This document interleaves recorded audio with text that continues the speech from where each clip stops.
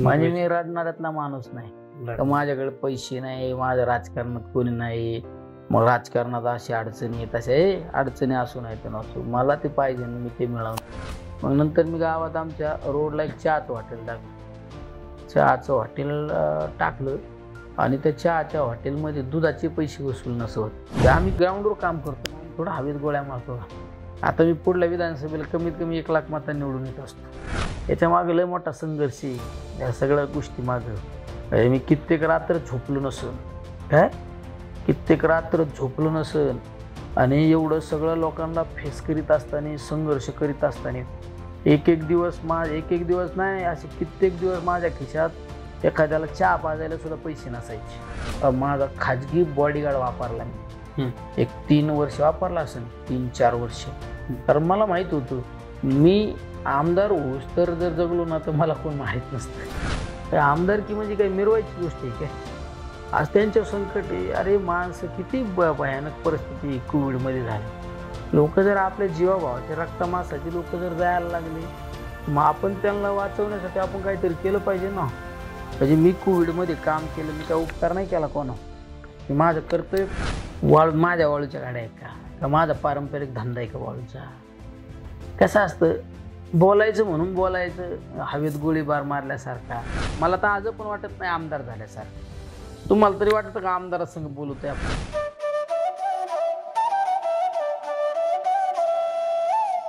आपणास दीपावलीच्या हार्दिक शुभेच्छा. शुभेच्छुक अनेक दिग्गजांच्या हस्ते समाजसेवा पुरस्काराने सन्मानित असलेले उद्योजक, समाजसेवक, सांगली जिल्हा भाजपा उपाध्यक्ष माननीय श्री राजाराम शिंदे सरकार.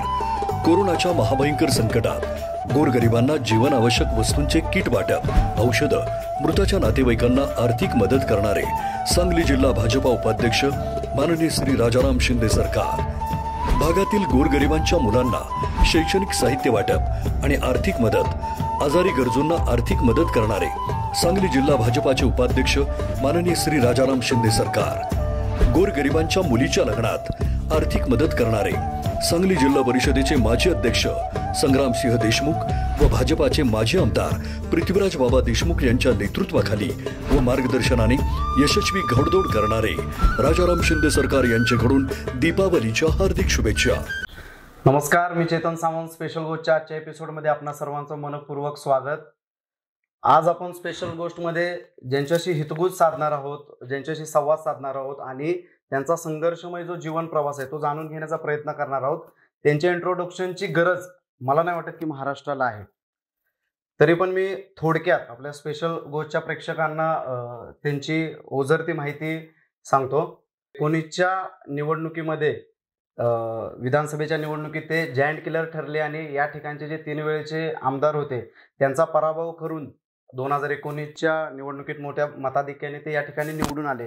परंतु जगभर ज्या आजाराने थैमान घातलं आणि संपूर्ण विश्वभर ज्या आजाराने काहूर माजवलं तो म्हणजे कोरोना सारखा आजार.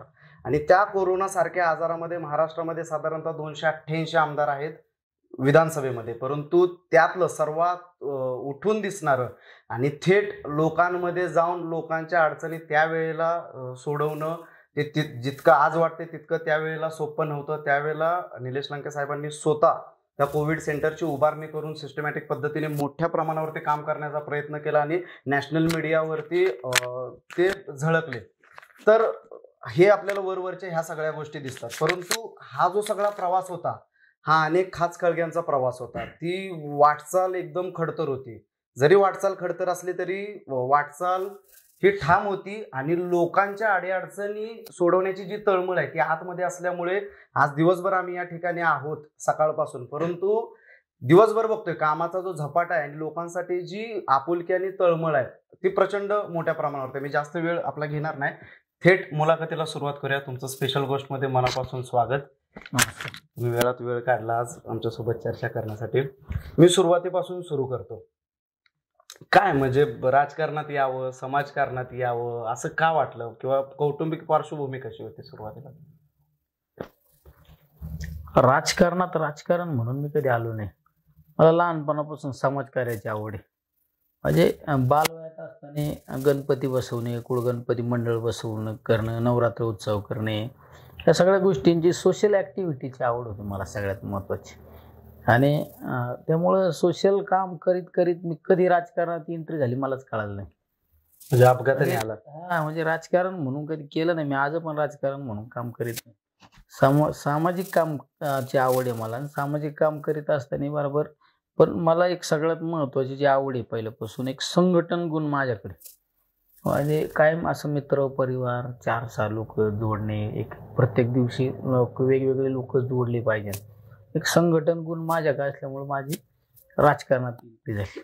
एंट्री म्हणजे तुमचं ज्या काळात वय नव्हतं त्या काळात तुमचं जे गाव आहे अंका नावाचं, तर तिथे तुम्ही ग्रामपंचायतीची बॉडी निवडून आणलेली. नेमका काय किस्सा होता तो? मी ग्रामपंचायतला ज्यावेळेस आमच्या 2000च्या दरम्यान गावात ग्रामपंचायतीची निवडणूक लागली आमची 2000ला. माझं वय नव्हतं, पण मी त्यावेळेस पॅनल केला. किती वय असेल साधारण? पॅनल त्यावेळेस माझं वय त्यावेळेस एक 18 काय वय होतं. कारण 18 वय असल्यामुळं मतदानाचा अधिकार असतो, पण निवडणुकीला उभा राहता येत नाही.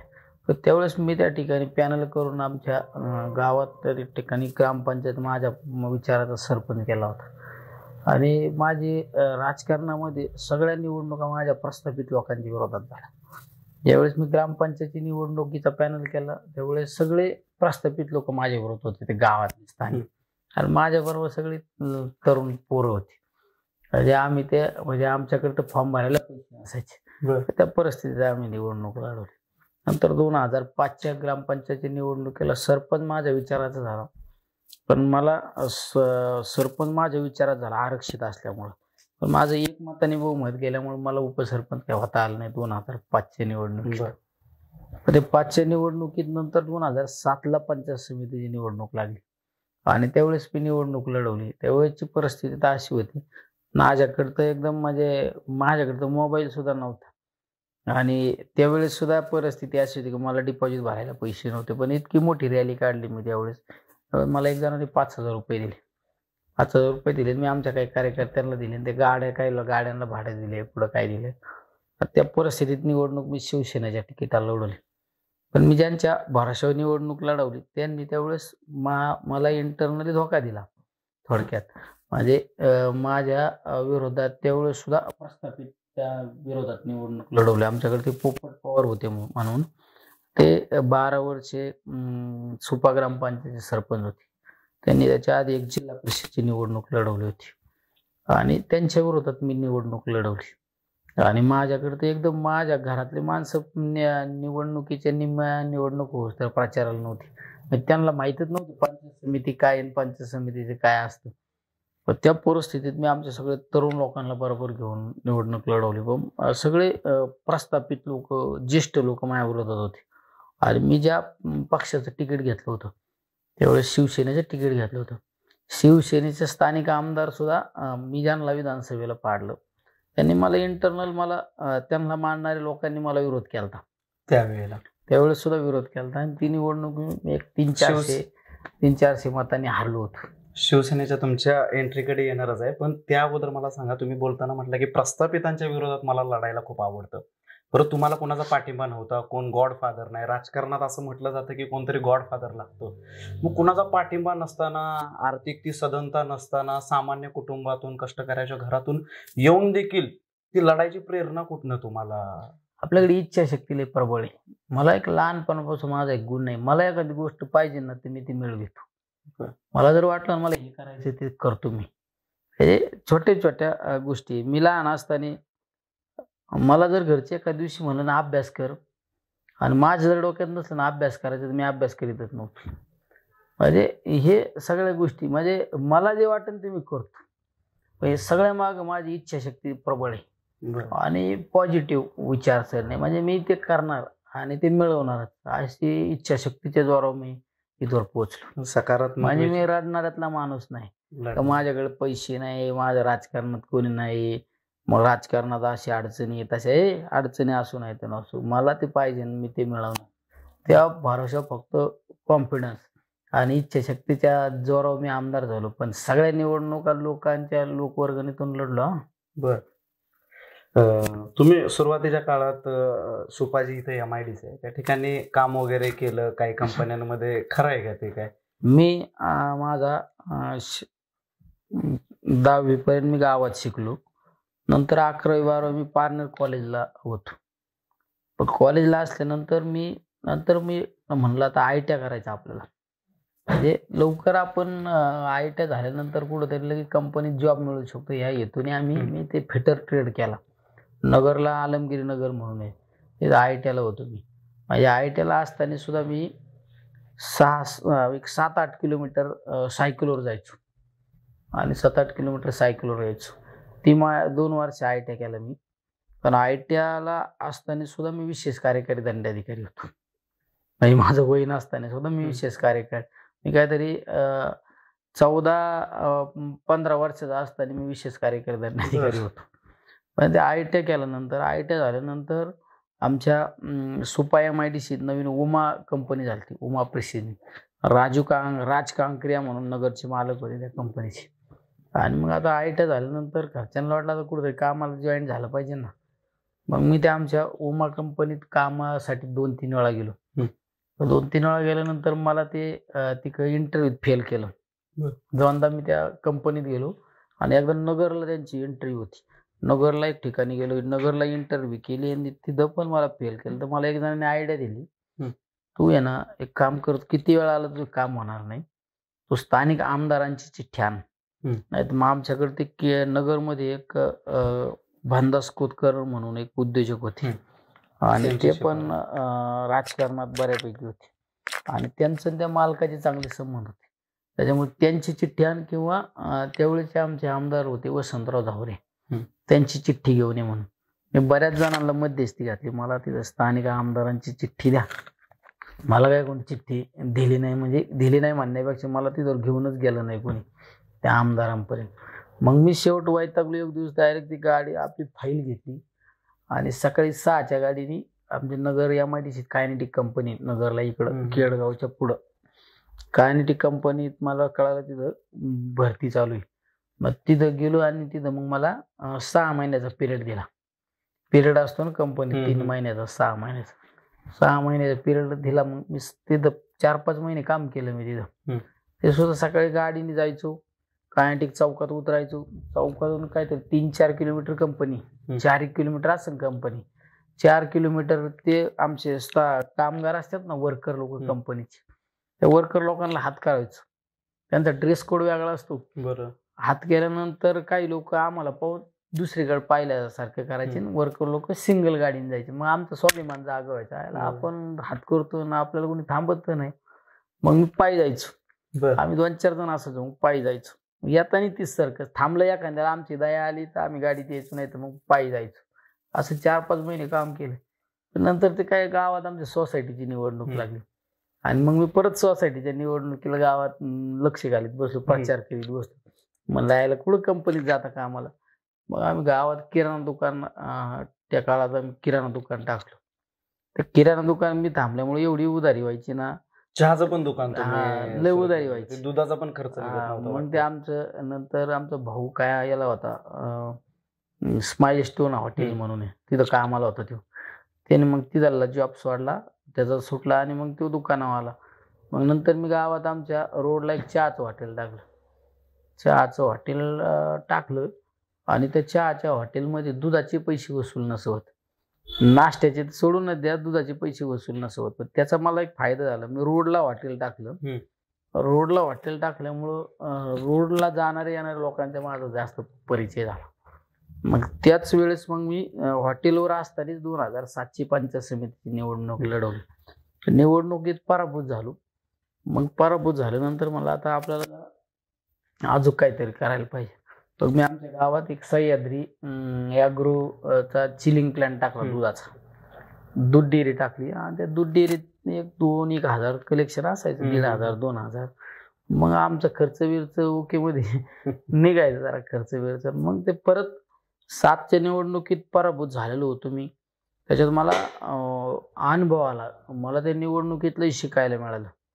आणि नेमकी परत आमच्या गावात 2010ला ग्रामपंचायतची निवडणूक लागली आणि माझ्याकडं 1 हँड सत्ता माझ्या ताब्यात दिली. 11 पैकी माझे 9 जागा मला गावात माझ्या पूर्ण बहुमत. पार्टीच्या निवडून आल्या. आणि त्यावेळेस 2009 एंडिंगला मी तालुका प्रमुख झालतो शिवसेनेचा. डिसेंबरला तालुका प्रमुख झालतो. आणि नंतर मी म्हणलं आता आपण तालुका प्रमुख झालो, कुठं सरपंच होता. सरपंच कुठं, पण आमच्या गावातले काही ज्येष्ठ लोक आमच्याकडे, ते सोंडकर गुरुजी होते, असे बरेच आमचे चुलते, एक रामभाऊ लंके वगैरे, रमेश ठोंबरे वगैरे, असे आमचे एक 10-15 ज्येष्ठ लोकांनी काय केलं, एक असं ग्रुपिंग केली. ते प्रत्येकाने मला हॅम्बरिंग केलं, तुला एक दिवस तरी आमच्यासाठी सरपंच व्हावं लागेल.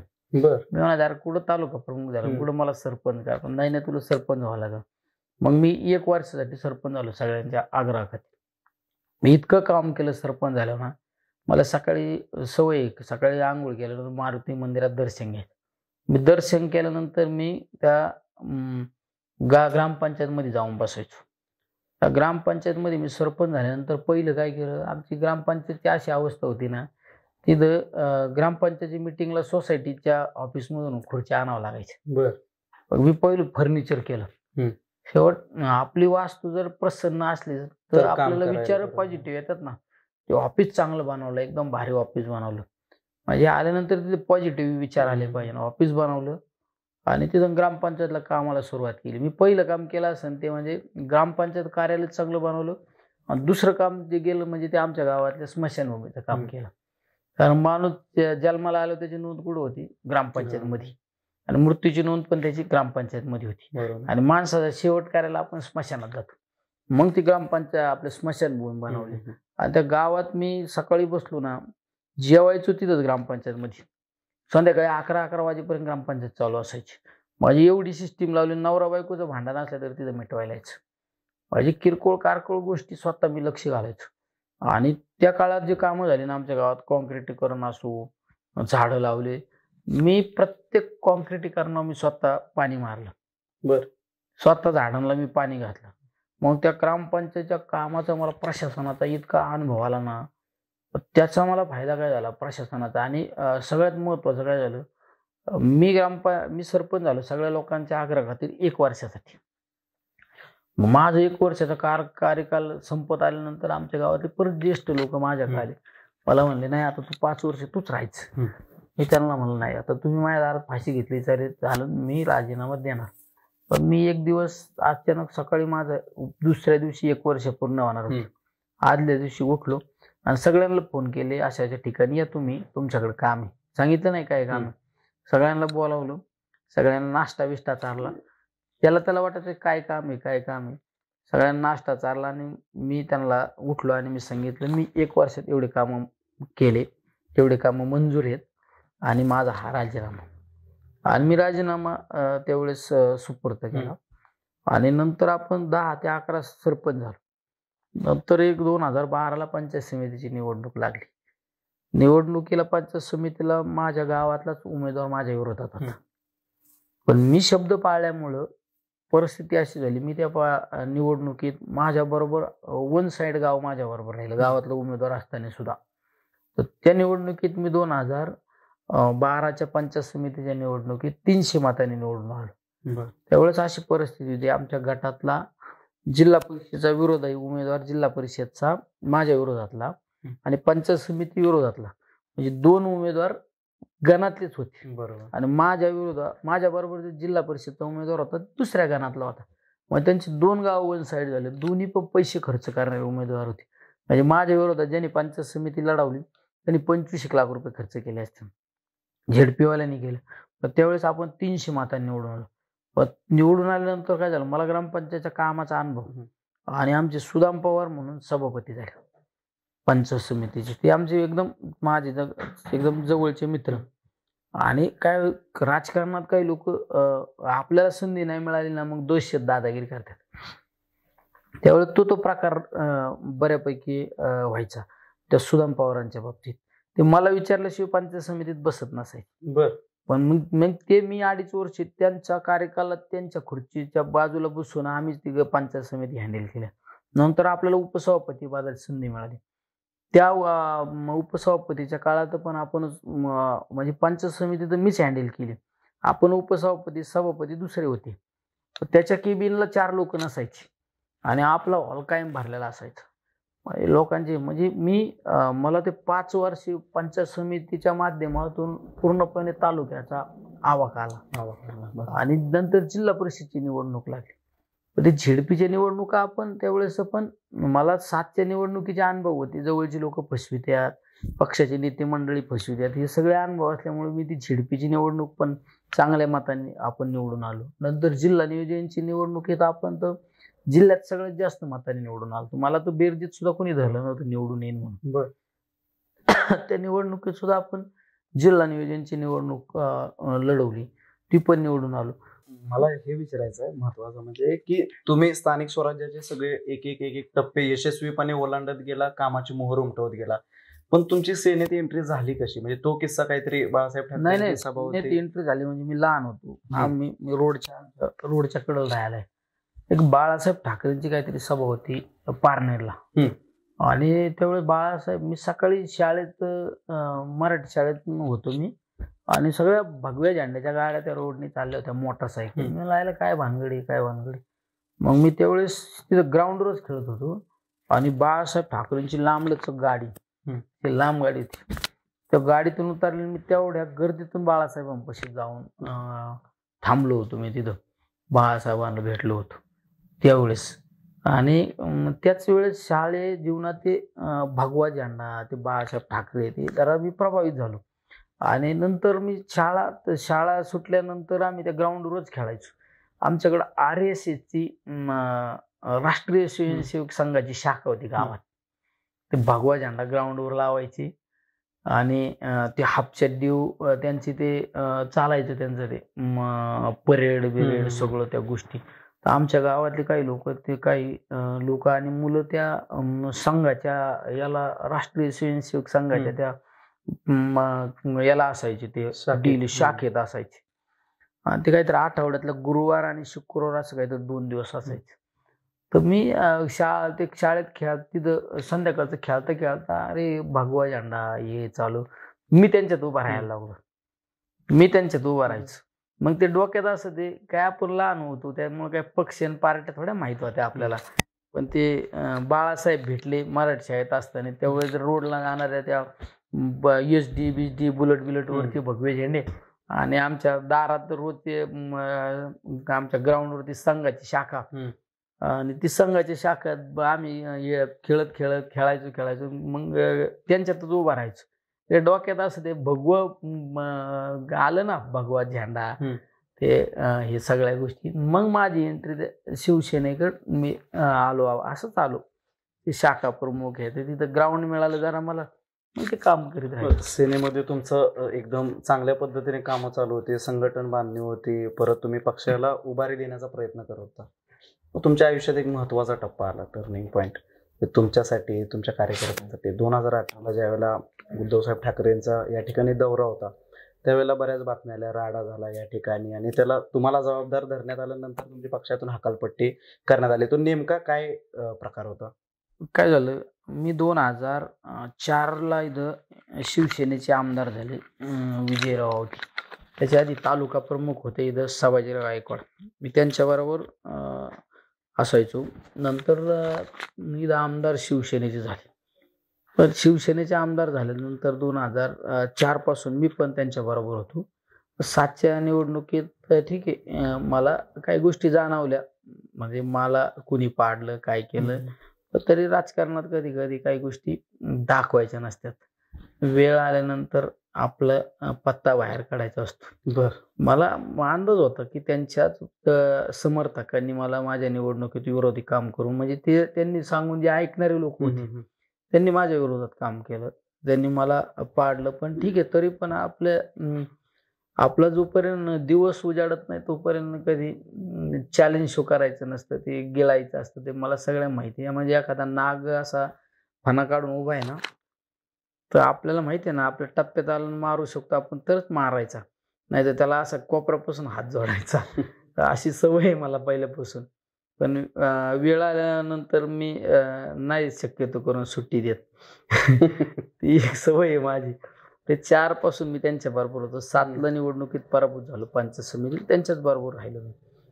हे संघटनेत काम करीत असताना मला तर एवढी तारेवरली कसरत होती. 2009ला मी तालुका प्रमुख झालो. त्यावेळेस माझं नाव आघाडीवर असताना तर मला एवढा त्रास दिला की त्यांनी आमच्या तालुक्यातले एक अनिल कर्डिले म्हणून होते. अनिल कर्डिलेला जिल्हा प्रमुखाकडे पाठवलं आणि जिल्हा प्रमुखाला सांगितलं काय, यांना अनिल कर्डिले नावाच्या व्यक्तीला तालुका प्रमुख पदाचं पत्र द्या. पण ते गाडे सर म्हणून जिल्हा प्रमुख होते, त्यांना माहित होतं ग्राउंडवर कोण काम करतो, कोणाला पक्ष कळतो, कोणाला संघटना कळते. त्यांनी त्यांना काही पत्र दिलं नाही. पत्र मग मला गाडे सरांनी सांगितलं की तू अशा आमदारांना भेट. जाऊन मी त्यांना भेटलो. पण त्यांनी मला एवढं म्हणजे हे केलं ना की तालुका प्रमुख झाल्यानंतर गाडी पाहिजे, आणि जर उद्या गाडी पाहिजे आणि ज्याला तालुका प्रमुख, त्यांना कळालं ना का माझं नाव आघाडी, आणि जो तालुका प्रमुख होईल त्याने तालुक्यातल्या इतर निवडणुका लढवायच्या नाही. म्हणजे पंचायत समिती नाही लढवायची, कुठे जिल्हा परिषद नाही लढवायची, ह्या सगळ्या गोष्टी. पण आता मला काही जाणकार लोकांनी सांगितलं हा म्हण, आणि मग मी 2009ला तालुका प्रमुख झालो. पण मला तर एवढी तारेवरली कसरत होती. आमच्या त्यावेळेच्या आमदारांचं संघटनेतलं कोणाचं पटत नसायचं. मग संघटनेतल्या लोकांचा एक आदेश असायचा आणि यांचा वेगळाच आदेश असायचा. संघटनेतल्या लोकांनी आदेश केलेला यांना मान्य होत नसायचं. यांना खुश ठेव, त्यांना खुश ठेव, त्याच्यात तारेवरली कसरत करून आम्ही ते संघटना तालुक्यात बऱ्यापैकी वाढवली म्हणण्यापेक्षा राज्यात सगळ्यात जास्त चांगलं संघटन इथं आमच्या तालुक्यात आम्ही उभा केला शिवसेनेच. नंतरच्या काळात आम्ही एकमेकाबद्दल विश्वासाने राहिलो आणि सगळी संघटनाच मी सांभाळायचो. थोडक्यात तालुक्यातल्या काही अडीअडचणी, कुठले काही सैनिकांचे प्रॉब्लेम सगळे मी सांभाळायचो. मग अशा पद्धतीने इकडं प्रशासनात मी सरपंच पासून पंचायत समिती या सगळ्या गोष्टी करीत असताना तिकडं 2009ला तालुका प्रमुख झालो. इतकं काम केलं. माझ्याकडे बोलेरो गाडी होती. मी त्यावेळेस पासून एकदम तालुक्यात फिरायला फुल सुरुवात केली. गाव तिथं शाखा, गाव तिथं पक्ष वाढवण्याचं काम केलं. आणि नंतर जिल्हा परिषदच्या निवडणुका झाल्या. आमच्या पंचायत समितीच्या कालखंडात सुद्धा मला डावलण्याचा प्रयत्न केला. पंचायत समितीची निवडणुकीला पहिल्या टर्मला तसं माझा ब्लेम होता, माझा अधिकार होता मला सभापती करण्याचा. ज्यावेळेस मी 12ला निवडून आलो, पण मला डावलून त्यांनी जे नवीन ज्याला पक्षात घेतलं त्याचं नाव त्यांनी आघाडीवर ठेवलं. मग मी आमचं जुना माझ्याबरोबर ते शिवसैनिक होते सुदाम पवार, त्यांचं नाव लावून धरलं. मग त्यांना आम्ही सभापती केलं. म्हणलं अरे आपल्याला नाही तर आपल्या माणसाला मिळालं पाहिजे ना. मग त्यावेळेस त्यांनी मला डावललं. नंतरच्या 2.5 वर्षाच्या कालखंडात आपल्याला ठीक आहे, आपलं महिला असल्यामुळे आपल्याला काही सभापती डायरेक्ट इंटरेस्ट नव्हता, पण उपसभापती तरी व्हायचं होतं आपल्याला. त्यावेळेस आपल्याला डावलण्याचा प्रयत्न केला. पण मी सांगितलं ठीक आहे, मला नाही तर मग मी तुमच्या बरोबर नाही, मला पाहिजे ना कुठल्या परिस्थितीत. पण त्यांनी आपल्याला त्या ठिकाणी उपसभापतीचा सिग्नल दिला. पण ज्यांना पहिलं माझ्या आधी उपसभापती होतं ते उठून रुसून निघून गेले. मग आमचं संख्याबळ एकदम कट टू कट आलो. आणि जर जे रुसून गेले ते जर विरोधात येऊन मतदान टाकलं असतं तर मला त्यावेळेस संधी नसती मिळाली, मला नसती मिळाली. वर त्यांची सिटिंग होती, सभापती झाला असता. मग मी त्यांची महिला सदस्य होते. मग आमच्या महिलांना फोन केला मी तेवढ्यात, आमच्या कार्यकर्त्यांना सांगितलं आपल्या गावातून महिला बोलून घ्या. आणि जे मतदानाला विरोधात टाकायला जाते नाही, डाऊट होता ना मला, त्या घरालाच आमच्या 50-100 महिलांनी येडा टाकला. म्हणजे तिथं बसून राहिलं. त्यांना मी सांगितलं येऊनच द्यायचं नाही मतदानात. मग आपण उपसभापती झालो. मग ते झाल्यानंतर सुद्धा काम करीत राहिलो आपण संघटनेत. मग एकदम परफेक्ट काम केलं. नंतरच्या काळात जिल्हा परिषदची निवडणूक लागली. झेडपीच्या निवडणुकीच्या काळात सुद्धा मला त्यांचा डावलायचा प्रयत्न होता. पण डावलायचा प्रयत्न असताना मी त्यांना सांगितलं, मला माहित होतं माझ्याशिवाय निवडणुकीचा आलेख पूर्ण होऊ शकत नाही वर्तुळ. मी म्हणलं, मला त्यांनी सांगितलं होतं पंचायत समिती लढू. आपली एक सवय, आपण एक निवडणूक एकदाच लढवितो. म्हणजे डबल काही शक्यतो करून आजपर्यंत कोणत्या निवडणुकाला नाही लढवल्या. खासदारकी नाही ते बघू नंतर. नाही आता आपल्याला आमदार तिथंच तालुक्याच्या लोकांची सेवा करायची, ते नाही विषय. तर त्या निवडणुकीत मी नंतर जिल्हा परिषदेच्या निवडणुकीत ते मला सांगायचे तू पंचायत समिती लढ. म्हणलं मला काही पंचायत समिती लढवायची नाही. मला माहित होतं मी जर मी म्हणलो ना मला लढवायचीच नाही तर यांच्यात दम नाही कोणात निवडणूक लढवायची. याला ठीक आहे मला नसन तुम्हाला झेडपीचं तुम्हाला कोणाला शब्द दिला असेल त्यालाच द्या, मला काही निवडणूक येत नाही लढवायची. मग मला नाविलाजाने त्या ठिकाणी निवडणुकीला झेडपीची उमेदवारी दिली.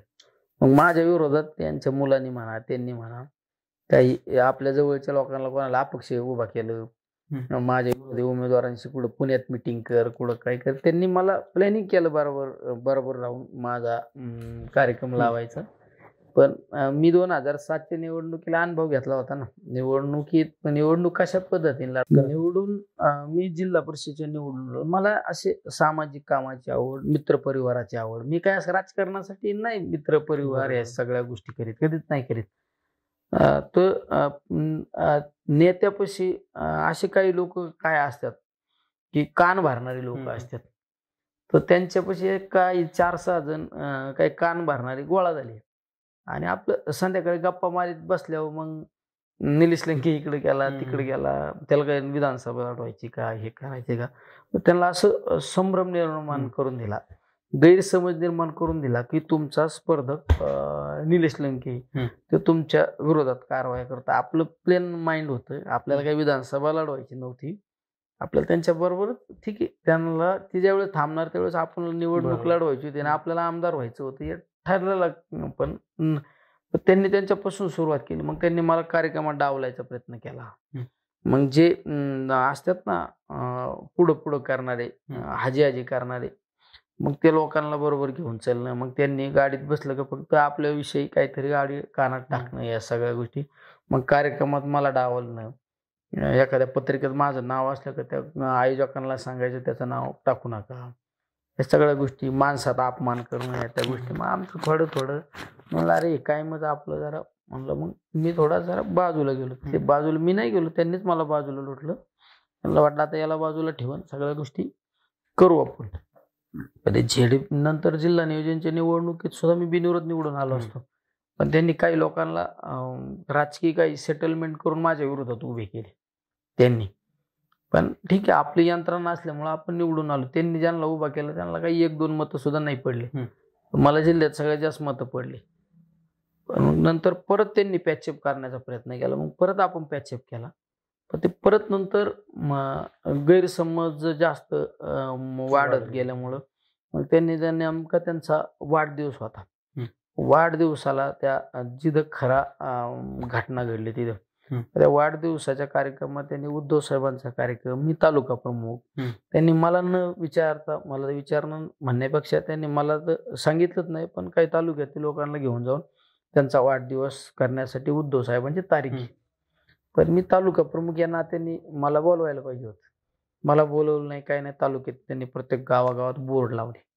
बोर्ड लावल्यानंतर शेवट आता मला त्यांनी कार्यक्रमाला न येण्यासाठी बरोबर बाजूला ठेवलं, प्लॅनिंग केलं. पण शेवट आपण ज्या पक्षाचं काम करतो त्या पक्षाचे पक्ष प्रमुख आले होते, आपल्याला जाणं काम आहे ना. बरोबर. मी त्या कार्यक्रमाला गेलो, पण आमच्या सगळ्या यंत्रणेला माहित होतं का आपल्याला डावललं. आपलं कुठं बोर्डवर फोटो नाही, कुठं नाव नाही, काय नाही या सगळ्या गोष्टी. माझ्या बरोबर ज्यावेळेस उद्धव साहेबांची सभा होती त्यावेळेस 1000-2000 लोक माझ्याबरोबर कार्यक्रमाला एंट्री केली. एंट्री केलं. त्यांनी काय केलं, ज्या ठिकाणी सभा होती सभेला कुठं गेट लावितात का, आमच्याकडे इथं किसनाल इंटरनॅशनल शाळा आहे किसान, त्या ग्राउंडच्या तिथं आत सभा आणि त्याला लॉक लावलं आणि कुलूप लावलं. त्यांनी पियायला सांगितलं कुलूप लावून कोणाला हात सोडू नका. अशी कुठं सभा असते का लॉक लावून. आम्ही आलो, आमचा रेटा बघितला, ते पीआय आमच्याकडे गाडी म्हणून होती, लगेच लॉक उघडला. लॉक उघडल्यावर आमच्या कार्यकर्त्यांना जरा उत्साहित असतात, आपल्या बरोबर काय सगळे यंग कार्यकर्ते असतात. त्यांनी डायरेक्ट मला उचलून घेतलं. सगळ्यांना राग होता ना, उचलून घेतल्यावर माझ्या नावाच्या घोषणा उद्धव. नेमकं ते सन्माननीय त्यावेळेचे आमदार भाषण करीत होते, ते चॅप्टर होते, चतुर होते ते. त्यांनी काय केलं, मला पाहिलं, त्यांनी लगेच भाषण संपवलं आणि उद्धव साहेबांचं नाव घेतलं. पण मला कार्यकर्त्याने उचलून घेतल्यावर कार्यकर्त्याने घोषणा बिषणा ती झाली. सभा तर 10 मिनिटं तर बंदच झाली कार्यकर्त्याने. मग ते एक संपर्क प्रमुख होते भाऊ कोरगावकर, ते पळत आल्यावर मला उतरावलं. आता कार्यकर्ते उतरवल्यावर मग मला वर घेऊन जायला. त्यांनी असंच प्लॅनिंग केलं का त्या स्टेजवर सुद्धा काही लोकांना सांगितलं होतं की मला वर येऊन नाही द्यायचं स्टेजवर. पण मला अडवायची ताकद नाही ना कोणात. त्याच्यामुळं मी गेलो डायरेक्ट उद्धव साहेबांचं दर्शन घ्यायला. पण ते उद्धव साहेबांना असं बुमरँग केलं त्यांनी का तुमची सभा त्यांनी हे केली, बंद केली. उद्धव साहेबांनी भाषण केलं. नंतरच्या काळात उद्धव साहेब निघले आणि माग बॉडीगार्ड लोकांची गाडी होती, गार्ड लोकांची. ती गार्ड लोकांची इनोव्हा आणि ती नेमकं त्या आवटी साहेबांची गाडी होती. त्यांची गाडी माझ्या बरोबर आमचे शिवसेनेचे उपनेते त्यावेळेचे वारले अनिल भैया राठोड, ते माझ्या बरोबर होते. त्यांनी माझ्या हाताला धरलेलं होतं. संदेश कारले म्हणून नगर तालुक्याचे तालुका प्रमुख, अनिल भैयांच्या पायावरून गाडी गेली. ती पायावरून गाडी गेलो, भैया जरा थोडे आराडले ना. त्यांच्या बरोबरच्या कार्यकर्त्यांनी ती इनोवा फोडून फोडली म्हणजे बुक्क्या मारल्या. ती इनोवा शेवट ना आपल्या नेत्याच्या पायावरून गाडी गेल्यानंतर ड्रायव्हर काय मूर्ख आहे का असं तसं करून गाडी फोडली. पण ते उद्धव साहेबांना त्या हेलिपॅडवर जाऊन सांगितलं तर निलेश लंकेने गोंधळ घातला आणि त्याने ती आपली गार्ड लोकांची गाडी फोडली. बरं, आपला काय रोल नव्हता, माझा काय रोल नव्हता, पण मी होतो तिथं समोर. पण नंतर मग उद्धव साहेब पक्षप्रमुखाला वाटलं अरे आपल्या ताफ्यातली गाडी फोडली म्हणल्यानंतर राग येणारच ना. मग त्यांनी लगेच आम्हाला तर तात्काळ तालुका प्रमुख पदावरून हकालपट्टी केली. वाईट वाटलं? वाईट वाटणाऱ्यातलं नाही, बरं झालं ते चांगलं झालं, आमदार झालं ना. त्यांच्या नादी लागून कार्यकर्ताच राहिलो असतो. आमदार झाला कसं नेमकं? तुम्ही सिस्टीम यंत्रणा या गोष्टींचा वापर करताय, ज्यांच्या नेतृत्वाखाली काम करत होता, 3 वेळचे आमदार होते ते, तुम्हाला जिल्हा परिषदेसाठी अडचणी आणत होते आणि थेट तुम्ही आमदार झाला. मग कुठली नेमकी सिस्टीम? मग आम्ही बाहेर पडलो तिथं. मग नंतर सगळ्या टीव्हीला बातम्या चालू झाल्या का तालुका प्रमुख निलेश लंकेंनी गाडी दगडफेक केली असं तसं. तरी आमच्या त्या भैयांनी बाईट दिली की त्याचा काही संबंध नाही. मग नंतर ते वातावरण हेच राहिलं. नंतरच्या काळात काय झालं, त्यांचा 27 फेब्रुवारीला वाढदिवस होता का 28 फेब्रुवारी ना, 28 फेब्रुवारीला आमच्या त्यावेळेच्या सन्माननीय आमदार साहेबांचा वाढदिवस होता आणि माझा नेमका 10 मार्चला होता. तर आमच्या कार्यकर्त्यांना मला तालुका प्रमुख काढल्याचा जरा रोष निर्माण झाला. आता तसं ज्या मधल्या पिरियडमध्ये जे आमचं खटकाखटकी होती ना जरा थोडी असे नॉर्मली, तर ती काहीतरी फेब्रुवारीत हा ऍक्सिडेंट झाला. म्हणजे हा सभेचा 28 फेब्रुवारीला.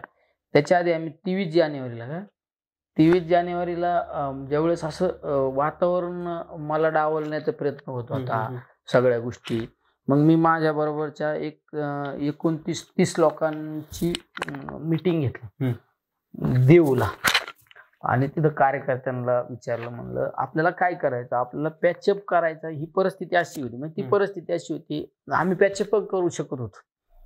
समज वेगवेगळ्या आमचे जिल्हा प्रमुख असो, आमचे उत्तरेचे जिल्हा प्रमुख ठेवले नाना असो, गाडे सर असो, अनिल भैया राठोड यांच्या मार्फत आम्ही पॅचअप पण करू शकत होतो. अशी परिस्थिती होती. मी आमच्या एकदम जीवलग 29 जणांना मी बोलावलं. सांगितलंच नाही कोणाला काय काम आहे काय नाही, फक्त सांगितलं तुम्ही शिरूरमध्ये या. मग एक जण असे आम्ही 29 जण देऊला गेलो. आमचे संदीप चौधरी म्हणून आहे, त्याच्या तिथं गेलो आम्ही गेलो, जेवण केलं आणि नाही आज गेल्यानंतर आम्ही तुकोबांचं दर्शन घेतलं. तिथं मंदिरात गेलो, दर्शन घेऊन आलो, सगळं जेवण वगैरे केले आणि मग एक जण तोंडाकडे बघायला लागले, नेमकं कशाला बोलवलं. काहींना वाटतं फिरायला जायचं का, कोणाला काय वाटलं. मग सगळे आम्ही अशा हॉलमध्ये बसलो आणि सगळ्यांना सांगितलं, म्हणलं आपण अशा परिस्थितीत आहे की आता आपण काय करायचं, आपण पॅचअप करायचा का आपल्याला बाजूला पडायचं. आणि आपल्याला बाजूला पडायचं तर मग आमदारकी लढवायची, आपल्याला आमदार व्हायचं का काय करायचं. तर काही जण म्हणले नाही आपल्याला आपण आता बरोबरच राहू आणि ऐन वेळेस आपण बाजूला पडू. आणि काही बहुतांश जणांचं म्हणलं नाही आत्ताच आपण विरोधात चूल मांडू, आपण विरोधात सुरू करू आपलं. मग असं सगळ्यांचा सारांश झाला का नाही आता आपल्याला यांच्यापासून बाजूला पडायचं. कधी 23 जानेवारीला सगळ्यांना मी सांगितलं, ही जर गोष्ट लीक झाली ना तर मी समजेल हे माझे विश्वास पात्र नाही आणि पुढं काय करायचं मी ठरवून इथून पुढं. आणि त्यावेळेस आम्ही सगळ्या जशी छत्रपती शिवरायांनी रायरेव शहराच्या मंदिरात शपथ घेतली होती का हिंदवी स्वराज्याची स्वप्न पाहिली होती, तशी आम्ही तिथं देऊ. तर आज पण आमचा दरवर्षी 23 जानेवारीला कार्यक्रम होतो. आम्ही 29 जणांनी ठरवलं होतं आपल्याला कुठल्या परिस्थितीत आमदार व्हायचं. तिथं 29 जणांनी आम्ही 23 जानेवारीला आणि 28 फेब्रुवारीला हा ऍक्सिडेंट झाला. 28 फेब्रुवारीला ऍक्सिडेंट झाल्यानंतर नंतरच्या 2-3 दिवसात माझ्याकडे काही लोकांनी म्हणले काय आपल्याला पॅचअप करायचं काय करायचं, काही करायचं नाही मला, आता आपल्याला आमदारकी लढवायची. मग त्यांनी काय केलं, 10 मार्चला माझा वाढदिवस, त्यांचा 28 मार्चला वाढदिवस. आमच्या कार्यकर्ते म्हणले आपल्याला वाढदिवस करायचा. आता निर्णय झाला आमचा आमदार व्हायचा, पण माझ्या बरोबरच्या बऱ्याच जणांना वाटायचं आता कधी कधी काय जण 10 जणांनी निर्णय घेतात, 2 जणांना इच्छा नसली तरी निर्णय घेतात. माझ्या बरोबरचेच बऱ्याच जणांना वाटत आपल्याला काय आमदारकी जुळणार नाही. हे सगळे एवढे प्रस्थापित लोक, एवढे हुशार लोक आहे.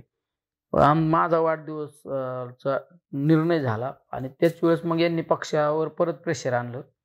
पक्षाला म्हणजे त्यांनी काही नेते मंडळींना सांगितलं, मी नाव नाही सांगत त्यांचं, तर ते नेते मंडळी म्हणले आम्ही काय त्याची अकलपट्टी नाही करणार. आता पक्षातून संघ तालुका प्रमुख पदावरून तर केली, आता पक्षातून करायची अकलपट्टी. त्यांनी आम्ही काही त्याची अकलपट्टी करणार नाही, त्याची काही चूक नाही. मग त्यांनी औरंगाबादला काहीतरी आपल्या आत्ताचे खासदार याचे नाही याचे खासदार आहे आपले कोकणातले खासदार अरविंद सावंत, तिथून लगेच सामना पेपरला निलेश लंकेंची पक्षातूनच हाकलपट्टी. मी ज्यावेळेस शिरूर तालुक्यात एका कार्यक्रमात होतो, 10वीत होतो, मला 10 जणांनी पेपर दाखल. मी आपली सवय वाचून ठेवून द्यायची, मी काय विचार करीत नसतो कशाचा. मी त्या दिवशी सुद्धा माझी ज्यावेळेस पक्षातून हकालपट्टी, तालुका प्रमुख पदावरून हकालपट्टी झाली, मी बाहेर पडलो, हकालपट्टी झाली आणि गाडीत बसलो आणि तालुक्यातले 25-30 कार्यक्रम अटेंड करून संध्याकाळी रात्री 3:30-4 वाजता आमच्या सांगवी सोऱ्या गावातल्या तमाशातला हजेरी लावली असेल शेवटची. त्यामुळं पद गेल्यावर काय वाटलं नाही मला, आणि त्या पदावरून काढलं, पक्षातूनच काढलं, काय वाटलं नाही. पण त्याचा एवढा रोष झाला ना तालुक्यात, लोक म्हणले अरे आपल्याला एवढा अन्याय केला, आपली काय चूक नसताना. मग माझा वाढदिवस 10 मार्चला झाला, जोरात. 10 मार्चला स्वयंपूर्तीने लोक आले. आमच्याकडे काही सिस्टीम नाही गाड्या द्यायची का काय द्यायची काय नाही. लोकांनी गावागावात कटआउट लावले, एक 35-40 हजार लोक वाढदिवस आलेले असतात. एवढा विक्रमी कोणाचा वाढदिवस नसून झाला, एवढे 35-40 हजार लोक त्या कार्यक्रमाला आले. आणि मग तिथून सगळ्यांनी घोषणा दिल्या आपल्याला आमदार व्हायचं म्हणून. मग जे मन ज्यांचं कचरायचं नाही, आपल्याला जुळणार नाही, मग ते म्हणायला लागले का आपल्याला आता आपण आमदार होऊ शकतो. आता ही मला माहिती आहे ना, हे लोकांना मी काय जुळवणूक केली हे मला माहित असते ना, माझ्या हे संबंधित आहे ते संबंधित आहे. आता आमची सिस्टीम, आम्ही बरेच विरोधकांना पण यंत्रणा देत असतो, त्यांना अडचणीच्या काळात मदत करतो. मला माहित होतं येऊ माझ्या समोर जाणार नाही. आता मी किती ग्राउंड लेवलला गेलो मला माहित होतं, मला कॉन्फिडन्स होता आपण आमदार होऊ शकतो म्हणून. मग त्या दिवसापासून आहे ना, मग आपण निर्णय झाला तिथे त्या आता आपल्याला आमदार व्हायचं. आता गावागावात जायचं कसं, पक्ष नाही आमच्याकडे, पार्टी नाही. मग आम्ही गावागावात प्रतिष्ठानच्या शाखा काढल्या. गावागावात प्रतिष्ठानच्या शाखा ज्या वेळेस काढायचो ना आम्ही, प्रत्येक गावात एंट्री केलं ना मोठी मिरवणूक व्हायची. लोक डीजे म्हणू नका, झांज पथक म्हणू नका, गावात मोठी मिरवणूक झाली का आमची प्रतिष्ठानची शाखा उद्घाटन सभा व्हायची. सभा झाली का ती झालीच, कार्यकर्ते जेवण बिवणं ठेवायचे. मग असं गावागावात आम्ही प्रतिष्ठानच्या शाखा काढल्या. मग इतकं वातावरण रन झालं ना, मग नंतर आमची मुंबई प्रतिष्ठानच्या शाखा काढल्या आम्ही. कामोठ्याला आमचे लोक आहेत बऱ्यापैकी. ज्या ग्राउंडवर आम्ही सभा केली ना प्रतिष्ठानची, ते ग्राउंड कोणालाच भरलं नाही. ते ग्राउंड सुद्धा आपण त्या ठिकाणी भरलं. म्हणजे 15-16 हजार लोक मुंबईमध्ये आपल्या प्रतिष्ठानच्या शाखेच्या कार्यक्रमाला असतील. तिथं मुंबईला सभा झाली. मग त्या काळातच मला दादांचा निरोप आल्यामुळे मग मी दादांच्या संपर्कात गेलो आणि दादांनी मला तर 5व्या मिनिटात यस केलं, तिकीट झालं. दादांनी मला विचारलं काय, म्हणलं दादा मला आमदारकीची लढवायची. फक्त त्यांनी मला एकच शब्द केला, ठीक आहे तुला उमेदवारी देतो. दुसऱ्याच मिनिटात म्हणलं तुला उमेदवारी देतो, पण उद्या शिवसेनेने उमेदवारी दिल्यावर काय करशील तू. म्हणलं दादा परत शिवसेनेत जात नसतो, म्हणलं मी तुमच्याच बरोबर राहणार. मग त्यानंतर दादांनी पण मला मग त्या काळात मदत केली, ताकद दिली. मग इतकं त्या गावागावात आपण प्रतिष्ठानच्या माध्यमातून सगळे आम्ही संघटन उभा केलं. आमचे लोक पुण्यात किती आहे, मुंबईला किती आहे, हे सगळं आम्ही नेटवर्क तयार केलं आम्ही सगळं आमच्या सगळ्या सिस्टीमनुसार. मी तर 6 महिने आधी सांगितलं होतं मी कमीत कमी 50,000 मतांनी निवडून. किती? 6 महिने. आत्मविश्वास मी 62,000 मतांनी निवडलोय. आम्ही ग्राउंडवर काम करतो ना, आम्ही थोडं हवेत गोळ्या मारतो का. आता मी पुढल्या विधानसभेला कमीत कमी 1 लाख मतांनी निवडून येत असतो. बर. शेवट मग नंतर दादांनी उमेदवारी दिली, माझ्या विश्वास टाकला. पवार साहेबांनी आमची माझी महाराष्ट्रातली पहिली सभा पवार साहेबांनी केली. म्हणजे राष्ट्रवादी पक्षाच्या प्रचाराचा शुभारंभ दसऱ्याच्या दिवशी पवार साहेबांनी इथे केला. तर त्या निवडणुकीच्या काळात सुद्धा सगळे बहुतांशी मोठाले घराणे माझ्या विरोधात होते. इथं सर्वसामान्य लोक माझ्या बरोबर होते. आपण 62,000 मताने त्यावेळेस त्या काळात निवडून आलो. मी 19 दिवस जनसंवाद यात्रा काढली निवडणुकीच्या आधी. त्या जनसंवाद यात्रेचा शुभारंभ अजितदादा, धनंजय मुंडे, वळसे पाटील यांच्या शुभ हस्ते मी निगोज म्हणून गाव आहे आमचं, सगळ्या तालुक्यातलं मोठं आहे. आणि ते गाव आमचं मूळ गाव आमचं निगोज. म्हणजे आम्ही आज हांग्यात, आमचं हांग्यात रहिवासी आहे, आमचं जमीन हांग्यात आहे सगळं आहे. पण आमची मूळ पिढी आमची त्या निगोज गावाची. मग त्या निगोज गावातून मी जनसंवाद यात्रेला शुभारंभ केला. 19 दिवस मी प्रत्येक गावागावात फिरलो. त्याच गावात संध्याकाळी झाल्यानंतर त्याच गावात मंदिरात सभा मंडपात झोपलो आणि तिथे कुठंतरी हापशा विहिरी आंघोळ करायचं. परत सकाळी एक दुसऱ्या गावाने. असं 19 दिवस आम्ही गावोगावी फिरलो. पण ते 19 दिवसात प्रत्येक गावात गेलो ना, लोकांनी माझी मिरवणूक काढली. बैलगाडीत म्हणू नका, अशी प्रत्येक गावात मिरवणूक काढली. सभा झाली का सभेत लोकांनी, काही माझ्या विधवा माता भगिनींनी 100 रुपयापासून, कुणी संजय गांधी निराधारची पेन्शन असो, कुणी 1000, 2000, 5000 असे पैसे मला त्या प्रत्येक गावागावांनी पैसे दिले. लहान लहान मुलांनी खाऊचे साठवलेले पैशाचे डबे आणून दिले. असं 19 दिवस फिरलो. आणि त्याचा शेवट आम्ही आरंगाव म्हणून गाव आहे, त्या गावात माझा जन्म झालेला आहे. त्या गावात मी त्याचा शुभारंभ त्याचा शेवट केला. सांगता सुप्रियाताईंचा शुभ हस्ते केला. मग त्यात इतकं वातावरण रम झालं ना आम्ही गावागावात. आणि नंतरच्या काळात निवडणूक लागली. निवडणूक सुद्धा एकदम असे लोकांनी निवडणूक हातात घेतली होती. लहान लहान पोरं सुद्धा बोलायला लागल्यावर पहिले निलेश लंके बोलायला लागले. म्हणजे ज्याला बोलायला लागल्यानंतर मम्मी पप्पा जे म्हणतो ना, त्याच्यानंतर तिसरं नाव निलेश लंकेचं घेतलं असं. एवढं वातावरण आमचं निर्मिती झाली, लाट तयार. तुम्ही बोलताना म्हटलं की मगाशी सांगताना की लहानपणी ज्यावेळेला किंवा त्या तरुण वयामध्ये कामाला तुम्ही सुपाई MIDC त्यावेळेचे जे तत्कालीन आमदार होते त्यांनी तुम्हाला शिफारस दिली नाही. पण आज तोच तरुण 2019 मध्ये स्वतः आमदार झाला. तर कसं वाटलं त्यावेळेला? याच्या मागे लय संघर्ष आहे ना. आज माझ्यासारख्या बघून आहे ना, बऱ्याच तरुणांना वाटतं आपण राजकारणात आलो पाहिजे. तरुणांना राजकारणाच्या बाबत एक वेगळी क्रेज. काय सांगाल त्यांना? काय वाटतं आपण राजकारणात आलं पाहिजे. या मी जेवढे फिरतो ना, एक लोक विक हे सगळं पब्लिसिटी, लोकांना वाटतं राजकारणात आलं पाहिजे. मी जर माझा इतिहास सगळा सांगितला ना, 1000 तरुणांनी ज्यांना निलेश लंके बघून ज्यांना राजकारणात यायचे, 1000 लोकांना माझा अख्खा जीवनपट सांगून त्याच्यातले 900 जण म्हणताना आपल्याला नाही राजकारण काय. याच्या मागे लय मोठा संघर्ष आहे या सगळ्या गोष्टी मागं. मी कित्येक रात्र झोपलो नसन, कित्येक रात्र झोपलो नसन. आणि एवढं सगळं लोकांना फेस करीत असताना, संघर्ष करीत असताना एक एक दिवस नाही, असे कित्येक दिवस माझ्या खिशात एखाद्याला चहा पाजायला सुद्धा पैसे नसायचे. म्हणजे चहाला किती आपल्याला 5 रुपये लागायतात ना. एखाद्या म्हणलं ना मला चहा पाज, तरी 5 रुपये नसायची. पण ह्या परिस्थितीत ही परिस्थिती असताना मला सगळ्या लोकांना फेस करावं लागायचं. पण मी माझे दुःख कधी सांगितले नाही. आणि कित्येक लोकांनी माझ्याबद्दल वेगवेगळ्या पद्धतीने कट रचला, सगळ्या गोष्टी केल्या, सगळं भोगलं मी.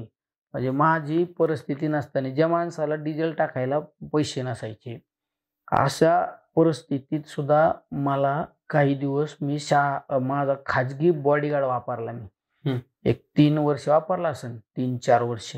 कारण मला माहित होतं मी आमदार होस तर जर जगलो ना तर मला कोण माहित नसतं. पण मी बॉडीगार्ड वापरला, शो साठी नाही वापरला. बाकी लोक कसे आता दिखाव, कोण बॉडीगार्ड वापरत, असे शो साठी काही लोक बाउन्सर वापरतात. पण निलेश लंकेला माहित होत्या अडचणी, संघटना, हे संघर्ष, या सगळ्या गोष्टी. म्हणून मला कित्येक दिवस, एक 3, 3.5, 4 वर्षे, मला 3 वर्ष कमीत कमी गार्ड वापरावा लागला. या सगळ्या गोष्टी म्हणजे याच्या मागे लय मोठा संघर्ष आहे. आर्थिक परिस्थिती नाही, राजकीय कोणाचा वरद हस्त नाही, राजकीय सपोर्ट नाही, सगळं सगळं शून्य होतं ना. पण या सगळ्या प्रक्रियेमाग मला जी साथ दिली ना माझ्या जीवाभावाच्या मित्रांनी, म्हणजे आपल्या आपण जे म्हणतो आपल्या सगळ्यात सर्वश्रेष्ठ असतात ते आपले आई वडील, जे आपले जन्मदाते, पण त्यांच्याच बरोबरीने माझ्यासाठी माझे मित्रपरिवार सुद्धा श्रेष्ठ आहे. म्हणजे माझ्या मित्रपरिवारांनी मला कधीच कुठल्या गोष्टीत मागं बघून नाही दिलं. म्हणजे कुठं पण आर्थिक असो, कुठली पण ताकद माझ्याबरोबर उभा केली. एवढं मोठं तरुणांचं संघटन होतं. त्या तरुणांच्या संघटनेने तरुणांनी कधी माझ्याकडून अपेक्षा केली नाही. तर निलेश लंकेंच्या कार्यक्रमाला जायचे, मग त्याच्याकडून 2 रुपयाची अपेक्षा कधी नाही केली. स्व खर्चातून सगळं केलं आम्ही. एवढे मोठमोठाले कार्यक्रम केले, सगळ्या गोष्टी. लोकांनी पैसे घातले. निवडणुकीच्या काळात सुद्धा डिपॉझिट मला भरायला नव्हतं, पण तिथं डिपॉझिट सुद्धा लोकांनी भरलं. सगळं आमच्या कार्यकर्त्यांनी केलं. म्हणजे कार्यकर्त्यांचा म्हणण्यापेक्षा नाही, ते माझ्या राजकीय प्रवाहात त्यांचा सगळ्यात मोठा सिंहाचा वाटा आहे. त्याच्यामुळं मी विधानसभेचे निवडून आल्यानंतर भाषणात सांगितलं होतं, निलेश लंके आमदार नाही, हे सगळे माझे समोर बसलेले आमदार आहेत. कारण तेवढा त्याग आहे त्यांचा. म्हणून ह्या सगळ्या गोष्टी आज वाटतं आपल्याला आमदारकी, पण याच्या मागं लय सोसलंय. आज पण आम्ही ते भोगितोय, आज आम्ही ते सोसितोय. आज मी झालंय 2.5-3 वर्ष आमदार होऊन. म्हणजे माझ्या अकाउंटला आता तुम्ही बघितलं तर 10-15 हजार रुपये नाही सापडायचे. म्हणजे शेवट आम्ही ते सुद्धा लोकांसाठीच खर्च करतोय. समाजासाठी जगायचं, स्वतःसाठी तर कुणी जगातं ना. त्याच्यात आनंद आहे. नक्कीच तुमच्या या सेवाभावी वृत्तीचं ज्यावेळेला कोविड आलं त्यावेळेला संपूर्ण देशामध्ये कौतुक झालं. 1000 बेडचं तुम्ही कोविड सेंटर त्या ठिकाणी उभारलं. तर ते उभारावं असं का वाटलं आणि ते कशा पद्धतीने, म्हणजे काय केशात नसताना, आता तुम्ही म्हणताय की माझ्या अकाउंटला 10-15 हजार रुपये नसतात, त्यावेळेलाही नसतील, मग ते उभारण्याचं धाडस कसं केलं? मोठमोठे ज्यांच्या संस्था आहेत त्यांनी तुम्हाला काय सांगितलं, माझ्या इतकी पॉझिटिव्ह एनर्जी आणि इच्छाशक्ती, म्हणजे मला ती परमेश्वराने वेगळी देणगी दिली. म्हणजे मी ठरवल्यानंतर काही पण करू शकतो, कुछ भी कर सकते. म्हणजे आपल्याकडलं खतरनाक पॉझिटिव्ह एनर्जी. म्हणजे इथं बसून मी काही पण करू शकतो, एवढी पॉझिटिव्ह एनर्जी. त्यामुळे पैसे विषय शिल्लक आहे, कसले पैसे विषय काय नाही. लोकांनी मला आमदार केलं, एवढं लोकवर्गणीतून केलं, एवढं माझ्यासाठी अहोरात्र कष्ट केलं. आज त्यांच्यावर संकट आहे ना. आमदारकी म्हणजे काय मिरवायची गोष्ट आहे काय? आज त्यांच्यावर संकट आहे. अरे माणसं किती भयानक परिस्थिती कोविडमध्ये झाली. लोक जर आपल्या जीवाभावाचे रक्तमासाचे लोक जर जायला लागले, मग आपण त्यांना वाचवण्यासाठी आपण काहीतरी केलं पाहिजे ना. म्हणजे मी कोविडमध्ये काम केलं, मी काय उपकार नाही केला कोणा. मी माझं कर्तव्य केलं, मी ते कर्तव्य केलं. मी ते कर्तव्य करीत असताना मला पण माहित होतं ना मला कोविड होणार आहे, मी पण जाणार आहे, हे मला माहित होतं सगळ्या गोष्टी. आम्ही पहिल्या लाटीत ज्यावेळेस कोविडमध्ये माझ्या इतका जवळून कोविडच्या संपर्क संबंध कोणाचा झाला नसेल. कोविड हे संकट देशावर होतं. त्या संकटाची झळ प्रत्येकाला घराघराला पोचली. पण एखादी घटना, कुटुंबात एक घटना घडली, 2 घटना घडली, ते संकट तेवढं मर्यादित होतं. पण मी 22 मार्चला लॉकडाऊन झाल्यापासून तर नंतर दुसऱ्या लाटेत, सेकंड लाटेत सुद्धा या सगळ्या कोविडमधून बाहेर पडूस तर आम्ही रोडवर उभे होतो. काय 22 मार्च लॉकडाऊन झाला त्यावेळेस अन्नछत्र चालू केला आम्ही. कमीत कमी आपण 64 दिवसात आम्ही 2.5 लाख लोकांना अन्नदान केलं. त्या काळात आम्ही निवारागृह तयार केले. ते निवारागृह इतके चांगले निवारागृह होते, जेवण निवारागृह. तुम्ही आजूबाजूच्या तालुक्यात ज्यावेळेस ना आमचे MIDC कामगार लोक गावाकडे पायी निघले, चाकण असू, तळेगाव असू, पार तुमचं पुणा असू, त्या भागातले लोक जर पायी जाणारे लोक असे लोंढ्याने चालले ना, तर कुणीतरी एखादा शहाणा माणूस तिथं जाऊन थांबायचा आणि त्यांना सांगायचा तुम्ही पारनेरच्या हद्दीत जा म्हणायचं. पारनेरच्या हद्दीत गेलं आणि तिथं आमदारला चांगला आहे म्हणायचे. ते जेव घालतो आणि तुम्हाला घरी नेऊन सोडायची पण व्यवस्था करतो. म्हणजे आम्ही लोकांना नुसते जीव घालून निवारागृहात नाही ठेवले, त्यांना त्यांच्या घरापर्यंत कर्नाटकातले पण पेशंट घरापर्यंत पोहोचवले. म्हणजे आम्ही त्या काळात अन्नदानाच्या माध्यमातून काम केलं. नंतर कोविडचे पेशंट वाढले, सिव्हिल हॉस्पिटलला उपचार मिळाला, जिल्ह्याचं एकच ठिकाण. मग कोविड सेंटर सुरू झाले. मग आम्ही आदरणीय शरदचंद्रजी पवार आरोग्य मंदिर नावाने आम्ही कर्जूला हऱ्याला पहिलं कोविड सेंटर चालू केलं आपल्या आरोग्य मंत्री टोपे साहेबांच्या उपस्थितीत. तिथं सुद्धा आम्ही एक 7-8 हजार लोकांना, 8 हजार का काही लोकांना आम्ही उपचार दिला तिथं. नंतर परत आपण कोविड मधून बऱ्यापैकी बाहेर पडलो. पण नंतर दुसरी लाट एवढी खतरनाक आली ना, म्हणजे दुसऱ्या लाटेत आम्ही एवढी भयानक होती. मी 11 एप्रिलला वैष्णोदेवीला होतो आणि त्यावेळेस नगरच्या अमरधाम म्हणजे 42 डेड बॉड्या एका लाईन मध्ये जळत होत्या. तुम्हाला फोटो एक जणांना दाखवला. मी तर अक्षरशः झोपलोच नाही, माझ्या डोळ्याला डोळे नाही लागले. मला असं वाटायचं मी कधी आमच्या लोकात जाईन आणि आपल्या लोकांना वाचवीन. मी बिगर आंघोळीचा आम्ही सकाळी एअरपोर्टला आलो, मुंबईमध्ये उतरलो आणि आमच्या सगळ्या सहकार्यांना सांगितलं भाळवणीत या तुम्ही तिथं आपल्याला कोविड सेंटर चालू करा. तर आमच्या बाकीच्या लोकांनी बेड हे सगळी यंत्रणा लावून ठेवली. 14 एप्रिलला आपण डॉक्टर बाबासाहेब आंबेडकरांच्या जयंतीच्या दिवशी कोविड सेंटर सुरू केलं भाळवणीला. पवार साहेबांच्या नावानेच केलं आरोग्य मंदिर. पण 14 एप्रिलला आपण सुरू केलं ना, त्या दिवशी मी सकाळी, मला एक सवय, मी सकाळी उठलो ना, म्हणजे आता तुम्ही पाहिलं असं नाही, ऑफिसमध्ये आल्यावर सुद्धा वैष्णोदेवीच्या पाया पडून आपलं श्रद्धास्थान आहे, सगळ्या गोष्टी आपल्या तिथे. मी सकाळी आंघोळ केली आणि आमच्या ऑफिसला, गावातल्या ऑफिसला, घरातच तिथं ऑफिस फोटो वैष्णोदेवीचा.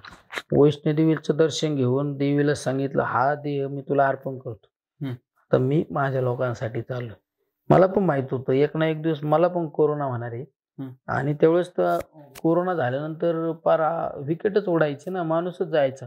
मला माहित होतं आपल्याला पण कोरोना होणार आहे ना, आपण पण याच्यात शेवट होईल आपला. मग आपलं जगून सोनं काय होणार आहे सोनं. पण जर आपले लोक आपल्यामुळे जर वाचले, याच्या इतकं पुण्य कशात नाही ना.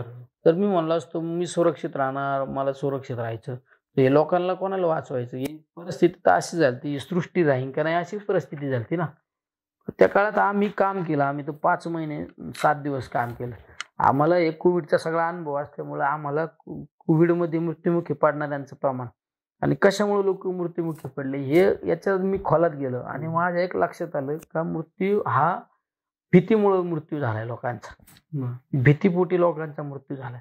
मग आपण भीती घालवण्याचं काम केलं. म्हणजे आपण लय गोळ्या औषधं, लय सलाईन, लय व्हेंटिलेटरचा वापर नाही केला.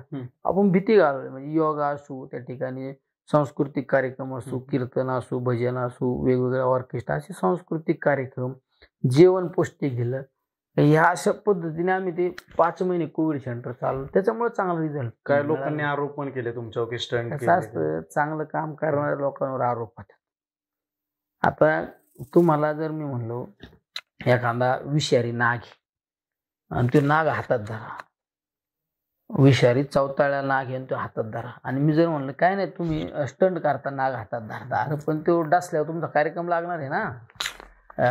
असा स्टंट असा कोविड सेंटर मध्ये होता का? ज्यांनी आरोप केले त्यांनी एका पेशंटला वाचवलं का? शेजाऱ्याला तरी कोविडच्या काळात मदत केली का नाही? हे आरोप होत असतात ना. साधू संतांना लोकांनी त्रास दिला. ज्याला काय करायचं नाही ना ते आरोप करतो ना. ज्याला काय करायचं त्यांना कामच काय असतं, उठले का आपले मोबाईल बघायचा, हा निलेश लंके कुठेही, मग लिहा लगेच खाली काहीतरी निलेश लंकेमुळे कोविड स्पिरिट झाला. अरे काय स्पिरिट, तू काय केलं ते सांग ना. हे चालू असतं. त्याला काय चांगलं काम करायचं चालू असतं. 10 लोक नाव ठेवणारे असतात पण 90% लोकांना माहित असतं ना काय केलंय कोणी. कोविड सेंटर मध्ये राहणं म्हणजे काय ड्रामा करू शकतो का? मी दुसरा तुम्हाला सांगितलं दुसरा काही पण तुम्ही शोबाजी करू शकता, पण कोविड सेंटर मध्ये राहणं, बिगर मास्कचं राहणं, पेशंटच्या गळ्यात हात घालणं, पेशंट लोकांना ताटात जीव घेऊन जेवणं, हे काय शो आहे काय? म्हणजे माणूस मृत्यूला लावू शकतो का शो करायला? बरोबर आहे ना. त्याच्यामुळे आरोप करणाऱ्यांना काय, त्यांचे ते म्हणतात ना हत्ती चालता है कुत्ते भुकते, ते चालूच असतं ना. त्याला काय विचार करायचा? आरोप तर होत असतात. काम करणारे लोक बाबळे झाडाला दगड आणतात काय? आंब्याच्या झाडाला दगड आणतात ना. आम्ही एवढं 24 तास काम करतो, आज मी 20-22 घंटे काम करतो, आम्हाला पण लोक शिव्या देतात रोज. लोक कोणाला देतात? घरी झोपून राहणारे देतात का लोक शिव्या? जे चर्चेतच नाही त्याला नाही देत ना. चर्चेत असणाऱ्या माणसाला लोक, मग कसं असतं, काहींकडे प्रत्येक माणसाला आहे ना, काही लोकांना विकृती असते, काही लोकांकडे एक राक्षसी प्रवृत्ती म्हणजे विकृती असते, आणि काही लोकांकडे एक संस्कार असतो. म्हणजे विकृती यासाठी म्हणतात का एखाद्याला ते चांगलं जरी असलं तरी ते वाईट दिसतं, म्हणजे वाईट दिसतं थोडक्यात. ती विकृती, एखाद्याने काळा चष्मा घातला त्याला काळच दिसणार आहे ना, म्हणजे त्यांचा चष्माच खराब आहे ना, ठीक आहे. नाही, काही लोक विरोधक असतात पण त्यांना चांगलं असलं तर चांगलंच म्हणतात. त्यावेळेस माझ्या काही राजकीय विरोधातल्या लोकांनी सुद्धा त्यावेळेस सांगितलं निलेश लंकेचं काम चांगलं आहे. आता काही नाही, काय टीका होतच असतात ना त्याला. मला महत्वाचं हे सांगा की मी सिस्टीम चालते तुमच्या परवलीचे 2 शब्द आहे, सिस्टीम आणि यंत्रणा. तर तुमचे कार्यकर्ते, सहकारी अनेक लोक या ठिकाणी येत असतात, या इमारतीत असेल किंवा इतर ठिकाणी देखील, आणि तुम्ही देखील सगळ्या ठिकाणी जाऊन लोकांच्या समस्या सोडवत असता. महाराष्ट्रातल्या कमी मतदारसंघात अशा थेट लोकांच्या समस्या सोडवणारा आमदार म्हणजे हे दुर्मिळ उदाहरण आहे. तर ती सिस्टीम नेमकी कशी चालते? काय असतं, मी जे प्रशासनात आणि संघटनेत काम केलं, मी शाखा प्रमुख ते तालुका प्रमुख, ग्रामपंचायतचा सदस्य तर आमदार, मला ही सिस्टीम सगळी माहिती आहे. मला एखाद्याच्या गावातून फोन येतो का तलाठी उत्पन्नाचा दाखला देत नाही, तलाठी उत्पन्नाचा दाखला देत नाही म्हणलं आमदारांनी कोणाला फोन करायला पाहिजे? तहसीलदारला करायला पाहिजे ना, बरोबर आहे ना? तहसीलदारला फोन करायला पाहिजे, मग तहसीलदारांनी खाली सांगायला पाहिजे, मी तहसीलदारला फोन करायचं, मग तहसील सर्कलला फोन करणार, सर्कल तलाट्याला फोन करणार. ही चेन लागूच तर त्या माणसाला मिळणार आहे का त्याला दाखला? पण मला ही सिस्टीम मला माहिती आहे ना. मला एखाद्याचा फोन आला ना, तलाठी उत्पन्नाचा दाखला देत, मग दे तलाट्याकडे फोन, काय दे तलाट्याकडे, लगेच फोन लगेच दाखला मिळतो ना. ही चेन फिरोज तर त्याला जायची 4 तास. मला एखाद्याचा फोन येतो, पोलिसांनी गाडी अडवली, पोलिसांनी गाडी दिली, मग माझ्या तालुक्यात असो एखाद्या ट्रॅफिकवाल्याला पोलिसांनी गाडी दिली, मी PI ला फोन करायचो, मग PI शोधायचा कोण त्या रूटवर आहे, कोण आज कुठल्या लाईनला आहे, मग तो फोन करायचा. त्याच्यापेक्षा कोण पोलीस आहे दे फोन त्याच्याकडे, लगेच गाडी सुटायची ना. हे लगेच इंजेक्शन, म्हणजे हे उधारी नाही ठेवायची. आता माझ्याकडे सुद्धा लोक येतात, एखादा माझ्याकडे, मी असे बऱ्याच जणांची एक सवय असते कागद जमा करून घ्यायची.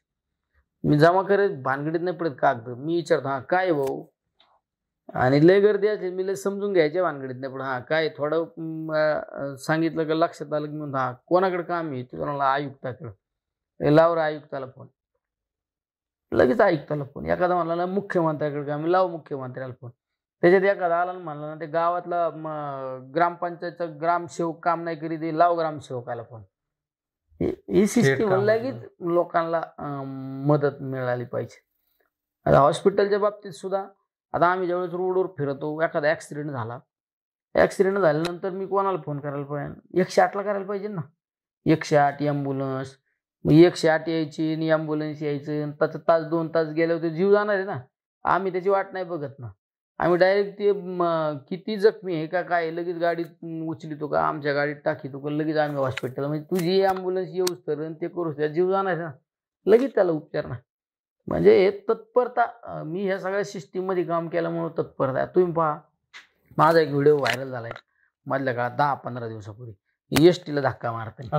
तोच प्रश्न विचारणार, एसटीला धक्का मारताना माझ्या जागेवर दुसरा एखादा नेता असता तर त्यांनी काय केलं असतं, त्याला दया असतं ना, हे बिचारे लोक गाडी बंद पडली, धक्का मारली यात, त्यांनी काय केलं असतं, जर त्याच्या जर डोक्यात सुचलं असतं तर त्यांनी काय केलं, डिशीला फोन केला असता, जिल्ह्याच्या त्या परिवहन विभागाच्या हेडला फोन केला असता, मग डिशीने खाली त्या तालुक्याच्या ठिकाणी फोन केला असता, आणि मग तालुक्यावाल्याने एखादी गाडी पाठवली असती. या गोष्टी 4 तास गेले असते का नाही, 4 तास गेले असते. तोवर त्या पॅसेंजर लोकांनी, आता सध्या लोकांना 1-1 मिनिट महत्वाचं आहे, मग पॅसेंजर लोकांनी काय करायचं, 4 तास 5 तास काय करायचं. पण मी ज्यावेळेस मी पाहिलं गाडी धक्का, मग गाडी बंद पडलेली, पॅसेंजर लोक धक्का मारतात, पण ते काही वयस्कर लोक होते धक्का मारणारे, काही एवढे काय मला असे ऍक्टिव्ह नाही वाटले.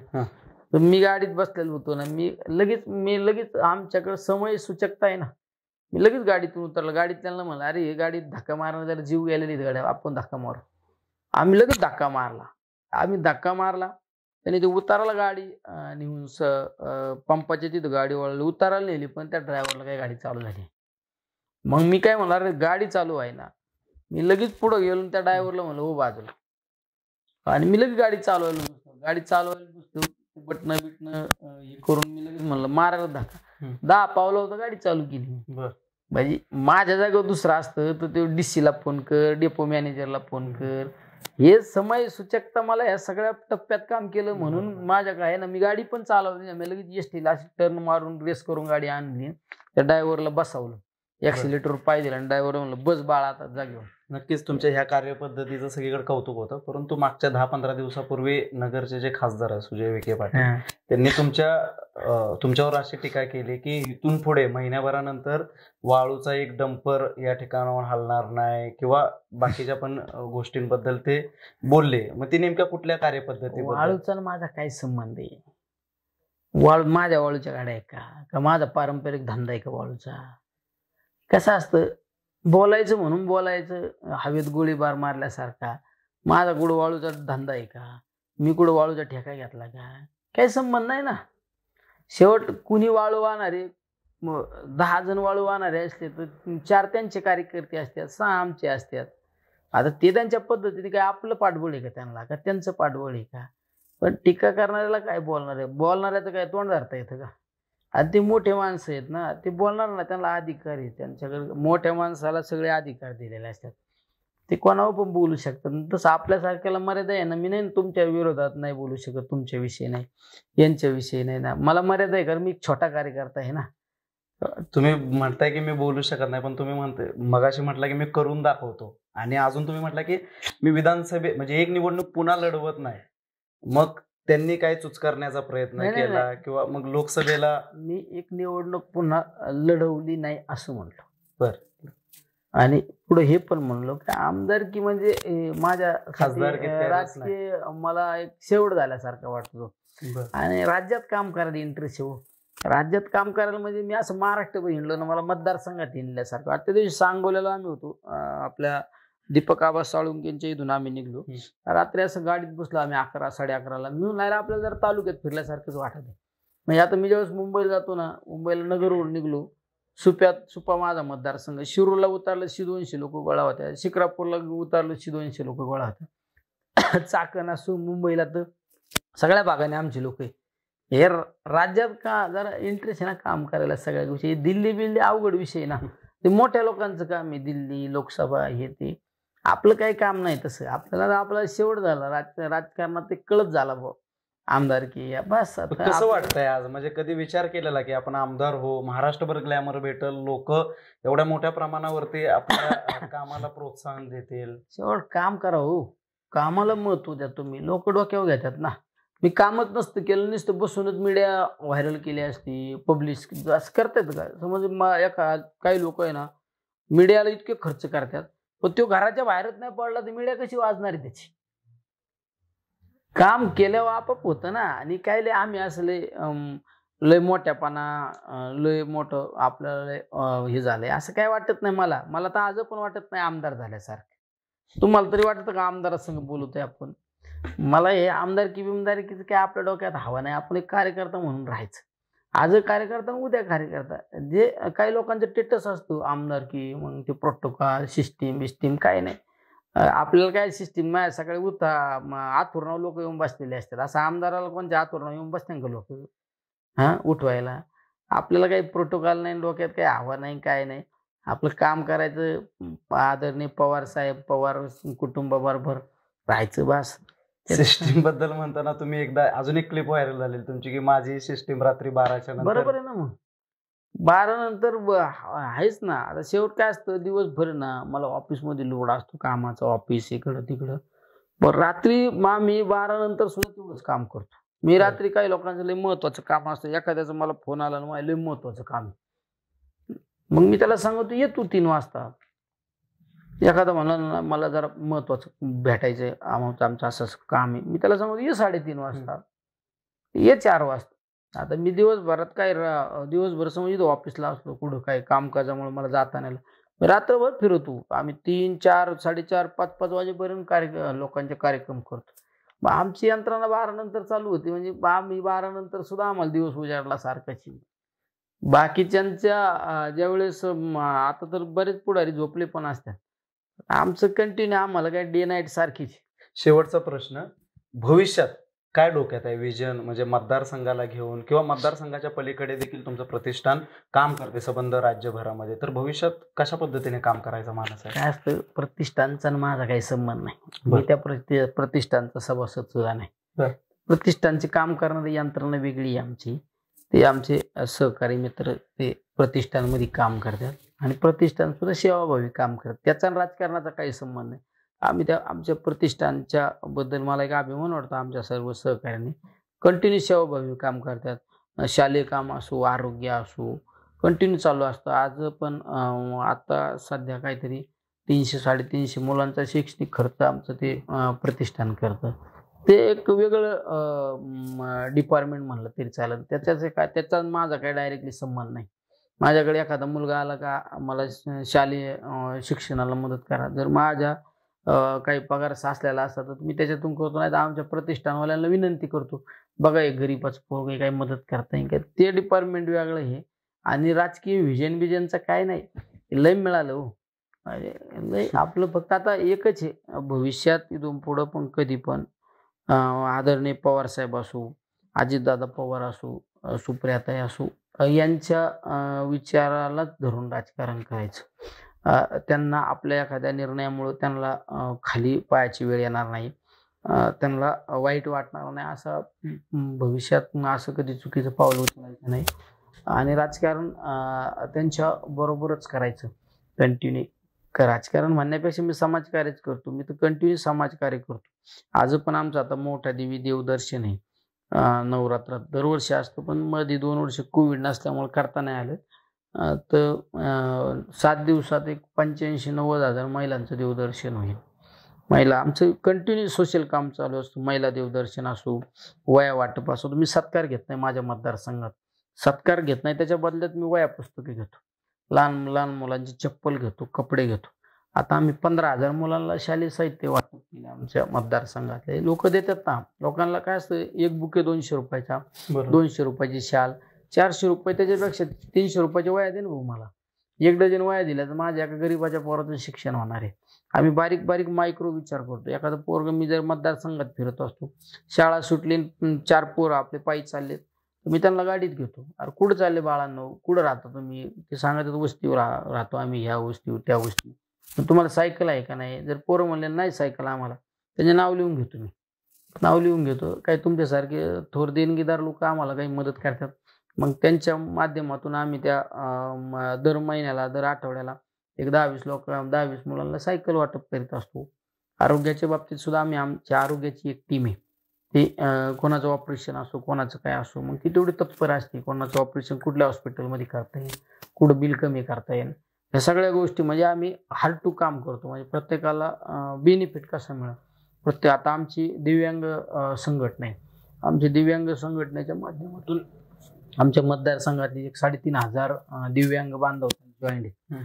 आता त्या दिव्यांगांना सुद्धा आम्ही त्यांच्या अपंगत्वानुसार आपल्याला काय मदत करता येईल त्याचा आम्ही नेहमी विचार करीत असतो. त्यांना काही व्हीलचेअर देता येईल का नाही, त्यांना व्यावसायिक आपण कसं उभा करता येईल तो विचार करतो. मधल्या काळात मी माझ्या वाढदिवसाच्या दिवशी आमच्या प्रतिष्ठानच्या आमच्या सर्व सहकाऱ्यांनी 38 वेगवेगळ्या समाजाच्या मुलामुलींचे सामुदायिक लग्न केले. त्या लग्नाला सुद्धा तर आज म्हणजे दिवसभर ते कामाच्या व्यापात आहे. लोकांचा संपर्क असेल किंवा लोकांच्या ज्या समस्या असतील किंवा मतदारसंघातले जे नित्यनेमाने जे काम आहेत त्या कामं ती सगळी उरकून आज रात्रीच्या 10:30 वाजता ही मुलाखत होत आहे. यानंतर देखील लोक अजून भेटण्यासाठी बाहेर थांबलेत. तर या धकाधकीच्या वेळेतून वेळ काढून सुद्धा त्यांनी आज वेळात वेळ काढून आमच्याशी हितगुज साधलं. त्याबद्दल त्यांचे मनपूर्वक आभार आणि धन्यवाद.